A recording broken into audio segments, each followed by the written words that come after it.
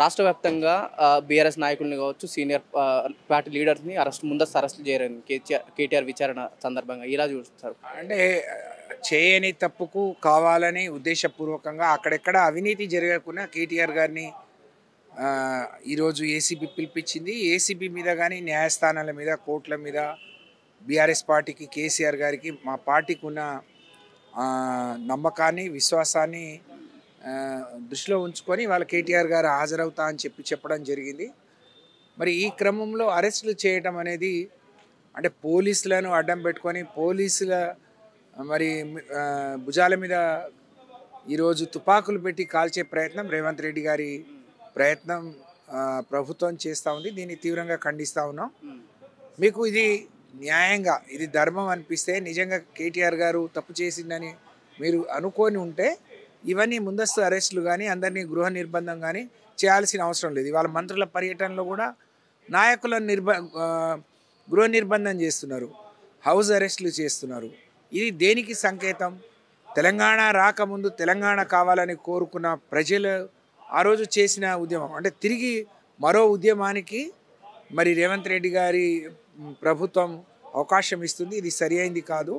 ఎవరి పన్ను వాళ్ళు చేసుకునే విధంగా మరి ఇవాళ మేము గౌరవించి పోతున్నాం కాబట్టి దాన్ని కూడా మీరు అదే దృష్టితో చూడాలి తప్ప కార్యకర్తలు బయటకు వస్తారనో ఇంకేదో అవుతుందని చెప్పి అరెస్ట్ చేయడం దుర్మార్గం, అన్యాయం. దీన్ని తీవ్రంగా ఖండిస్తాం. ఒకవైపు ఏసీబీ కేసు పెట్టగానే with in next day ED కూడా దానిపైన కేసు ఇలాంటి నోటీస్ కూడా ఇవ్వడం ఎలా చూడొచ్చు? అంటే ఇదంతా మనం మొదటి నుంచి కూడా అనుకుంటున్నట్టు ఇది కాంగ్రెస్ బీజేపీ కలిసి ఆడుతున్న నాటకం. ఆయన రేవంత్ రెడ్డి గారు ఢిల్లీకి పోయి ఇక్కడేమో కిషన్ రెడ్డి గారి మీద ఉన్న గౌరవమే పోయింది. ఈ రోజు నుంచి నాతో నన్ను పోయి తెల్లారి ఢిల్లీలో కలిసి వచ్చిన తర్వాత ఇవాళ ఈడీ కూడా తెల్లారే నోటీస్ ఇచ్చింది. అంటే నోటీస్ ఇవ్వకుండా, విచారించకుండా పిలుపునియటం అనేది ఇది దుర్మార్గం. ఎక్కడైనా వాళ్ళకి నచ్చని వాళ్ళు, వాళ్ళకి వ్యతిరేకంగా పనిచేస్తున్న వాళ్ళు ఉన్నారు అంటే ముందు ఈడీ వస్తుంది, సిబిఐ వస్తుంది, తర్వాత మోడీ వస్తాడనే మాటను మరొకసారి ఒక నిజం చేసి చూపిస్తున్నారని ఈ సందర్భంగా తెలియజేస్తా ఉన్నాను. దేశంలో 2 జాతీయ పార్టీలు కలిసి పనిచేస్తున్నాయి ప్రస్తుతం. ఇప్పుడు మన దగ్గర దానికి ఇవే కేటీఆర్ గారి మీద పెట్టిన కేసే దానికి పెద్ద ఉదాహరణ అని చెప్పి తెలియజేస్తా ఉన్నాను. నిజంగా విచారణ జరపాలనేటువంటి చిత్తశుద్ధి ప్రభుత్వానికి ఉన్నట్టు కనిపించలే. దీన్ని వాయిదా వేయాలి, కొనసాగించాలి. అది గొప్పులు, ఇది గొప్పులు, అది గొప్పులు, ఇది గొప్పులు కథలాగా కేటీఆర్ ఎక్కడ ఎప్పుడు బాంబులు వేలుతాయి, కేటీఆర్ గారు అరెస్ట్ అవుతారని ఎన్ని రోజులైంది, ఎన్ని నెలలైంది విదేశాల్లో చెప్పిండు పొంగులెట్టి బాంబులు వేలబోతున్నాయని. మరి అప్పటి నుంచి వాయిదా వేస్తూ నానబెడుతూ జనంలో ఇష్యూసే లేనట్టు పాలన మీద దృష్టి పెట్టలేక పాలనా వైఫల్యాన్ని కప్పిపుచ్చుకోవడానికి చేస్తున్నటువంటి ప్రయత్నమే, విఫల ప్రయత్నం ఇది కూడా. ఎస్, 100%. నిన్న ఏదైతే ఎన్నికలకు ముందు హామీ ఇచ్చిండ్రో రైతు బంధు కాదు భరోసా ఇస్తాము, 10,000 కాదు 15,000 ఇస్తాము, రైతులకు మాత్రమే కాదు రైతు కూలీలకు ఇస్తాము, ఇంకా కౌలు రైతులకు ఇస్తాము, ఇట్లాంటి హామీలు.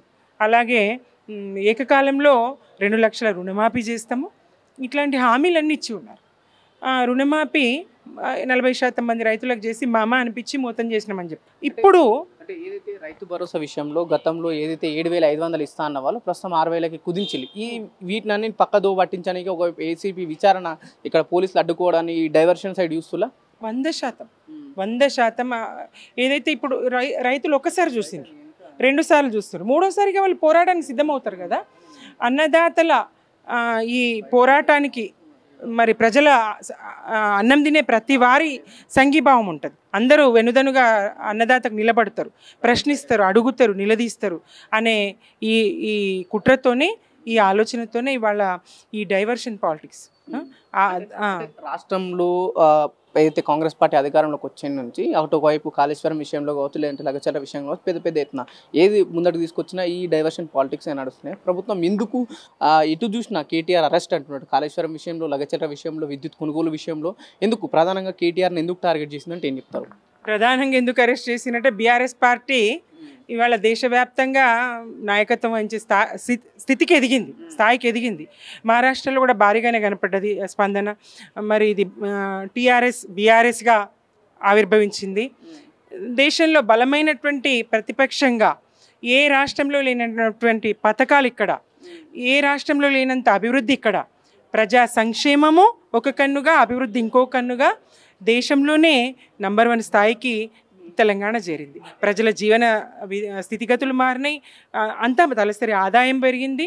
అన్ని రకాలుగా అన్ని రంగాల్లో సమృద్ధిగా తెలంగాణ ఇలా ఒక సుఖశాంతుల సుభిక్షమైనటువంటి రాష్ట్రంగా ఎదిగింది. బలమైనటువంటి ఈ ప్రాంతీయ పార్టీలు ఈ ఉనికిని మనుగడను దెబ్బతీసే ప్రయత్నం జాతీయ పార్టీలు రెండు కలిసి కుట్ర చేస్తూ ఉన్నాయి.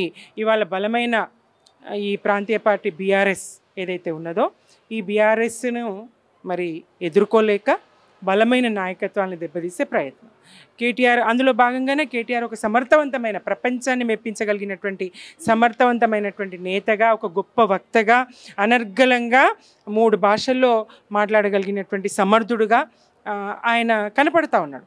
ఆయన ప్రతిష్టను దెబ్బతీయాలి అనేటువంటి కుట్ర అయితే జరుగుతూ ఉన్నది. పోలీసులు అడ్డుకోవడము రావడం అంటే వాళ్ళు నోటీసులు ఇచ్చిండ్రు, నోటీసులకు సమాధానాలు ఇస్తుండ్రు. ఇవాళ ఏది అడుగుతుంది ఆ పద్ధతిలో ఇచ్చుకుంటూ పోతున్నారు. మా లాయర్లను లీగల్ టీంలను ఎంబడి పెట్టుకొని పోయినారు. అలా తప్పేమున్నది? మీరు ఏదో డాక్యుమెంట్లు అడిగినా ఏదో అడిగినా అని అంటున్నారు. దానికి ఎంబడి తీసుకొని మీరు ఏం అడిగితే అది అడగడానికి సిద్ధంగా ఉన్నారు. కానీ లోపలికి వాళ్ళు అనుమతించలేదు. వాళ్ళని ఏదో మామూలుగా సపోర్ట్గా తీసుకపోలేదు. వాళ్ళు డాక్యుమెంట్లు ఏమేమి అడుగుతారో వాళ్ళకి కావాల్సిన ఇద్దామన్న ఉద్దేశంగా కేటీఆర్ గారు తీసుకుపోయినారు లీగల్ టీంను, లాయర్ని, అడ్వకేట్ను లోపలికి కూడా వాళ్ళకు అనుమతించలేదు. తర్వాత వాళ్ళు ఏమడిగినరో ఏందో లిఖితపూర్వకంగా ఇచ్చిండ్రు, వచ్చిండ్రు. ఈ టీవీలో కోడ్ మన ఏసీబీ కార్యాలయం మన హాజరు కావాలని చెప్పేసి గత నెల నుంచి నడుస్తూనే ఉంది. ఒకవేళ కేటీఆర్ గారు తప్పించుకోకుండా, ఏది హెల్త్ ఇష్యూ ఇట్లాంటి ఏం కారణాలు చెప్పకుండా తప్పించుకోకుండా ఒక పౌరుడుగా ఏసీబీ కార్యాలయానికి వెళ్తే అక్కడ పోలీసులు అడ్డుకున్నారు పూర్తి స్థాయిలో. అడ్వకేట్లు రావద్దు, ఏమున్నా కేటీఆర్ ఒక్కరే రావాలని చెప్పేసి ఈ ప్రధానంగా వ్యాఖ్యలు చేసింది. అడ్వకేట్లు వస్తే వాళ్ళకి ప్రధానంగా వచ్చిన ప్రాబ్లం ఏంది అంటే ఏం చెప్తారు? ఏం లేదు, డ్రామా, అంత డ్రామా, ఏం ప్రాబ్లం లేదు. అడ్వకేట్లు వస్తే ఏమున్నది? అడ్వకేట్లు ఉన్నా లేకున్నా కూడా వాళ్ళకి ఇచ్చేటివి ఉన్నాయి. కాకపోతే వాళ్ళు ఏం ఆన్సర్లు ఇస్తారు, ఏమైనా డాక్యుమెంట్లు అడుగుతున్న ఉద్దేశంగా తీసుకోపోవడం తప్ప అందులో ఏది లేదు. వాళ్ళు ఒక డ్రామా చేస్తున్నారు. వాళ్ళ ప్రభుత్వంలోకి వచ్చి నుంచి అదిగో పులి, ఇదిగో తోక అంటే ఇగో తోక బారడు అన్నట్టున్నది వాళ్ళ కథ. ఆ కేసు లేదు, లొట్ట పీసు లేదు, ఏది లేదు, దేనికి భయపడేది లేదు.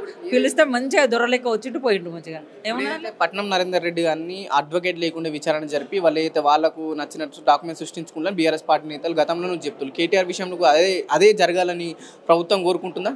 సేమ్ అట్లనే జరగాలని వాళ్ళు ఊహించిండ్రు. అది తిరగబడ్డది. ఏమంటారు చూడు, బోర్ల పడ్డది. ఇప్పుడు ప్రభుత్వము బోర్ల పడి వాళ్ళకి ఏం చేయాలో ఇప్పుడు అర్థం కాక తికమక అవుతున్నారు. ఎందుకంటే నరేందర్ రెడ్డిని లేని కేసులా ఒకటి ఇరికిచ్చి ఎవరు లేని ప్లేస్లా దొంగల్లాగా వాకింగ్ చేస్తా అంటే ఎత్తుకపోయినరు. ఏం పెట్టానో 4 రాసిర్రు, పెట్టిర్రు, చేసిండ్రు. వాళ్ళ కేసు లేదు, ఏం లేదు. అక్రమ కేసులు ఎందుకు పెట్టుతున్నారంటే వాళ్ళు చేసిన అక్రమాలు బయట తీస్తున్నారు కాబట్టి. వాళ్ళు చేసే అక్రమాలను ఒక్కొక్కటిగా ఏరిపారి ప్రజలలో పెడుతున్నారు. ఇట్లా డైరెక్ట్ ఇట్లా పెడుతున్నారు. ప్రజలలో ఊర్లకు పోలేని పరిస్థితి ఇప్పుడు. ఒక్కళ్ళు కూడా, ఒక ఎమ్మెల్యే, ఒక మంత్రి కూడా ఊర్లలో పోలేని పరిస్థితి.